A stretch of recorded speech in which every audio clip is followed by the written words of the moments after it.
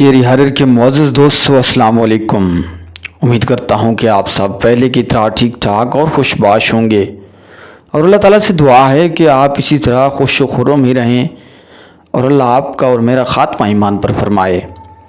नाज़रीन, ये कहानी है कि पुराने गांव की धुंध से ढके जंगलों में एक भोला भसरा गांव खड़ा था।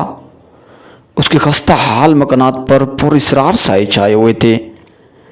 मकामी लोगों ने एक लानत के बारे में सरगोशी की जो लोगों पर पड़ी, जिन्होंने बहुत करीब जाने की हिम्मत की। ये एक मुसाफिरों का गिरोह था जिसने एक मुतजस्सिस रात इस पुरअसरार गांव में जाने का इरादा किया। सुनसान गलियों में दाखिल होते ही उन्होंने अपने दिलों पर बर्फीली सर्दी की गिरफ्त महसूस की।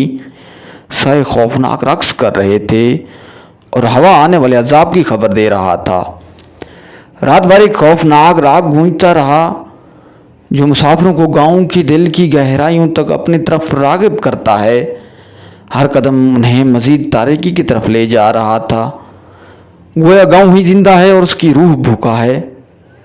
अचानक एक खून आलूद चीख ने खामोशी ख़त्म किया, जिससे उनकी रीढ़ की हड्डी में कपकपी तारी हो गई। वो भागने के लिए मुड़े, लेकिन कहाँ मुड़ सकते थे, क्योंकि उनके पीछे का रास्ता मिट चुका था जो कि घिरे हुए धुंध ने निकल लिया था। शिकारशुदा गांव ने उन्हें फंसाया था। उसकी खौफनाक मौजूदगी हर तरफ से बंद हो रही थी। मायूसी और खौफसदगी हर तरफ फैल चुकी थी।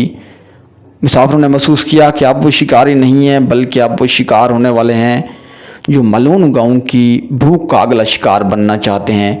ये थी आज की एक इंटरेस्टिंग वीडियो जो आप लोगों के साथ शेयर की। मज़ीद इस तरह की दिलचस्प वीडियो के लिए हमारे चैनल के साथ जुड़े रहिए। चैनल पर नए हैं तो चैनल को सब्सक्राइब करना ना भूलिएगा। जल्द मिलते हैं इस तरह की एक और इंटरेस्टिंग वीडियो में। तब तक के लिए आप अपना और अपनों का ढेर सारा ख्याल रखिएगा। अल्लाह हाफिज़।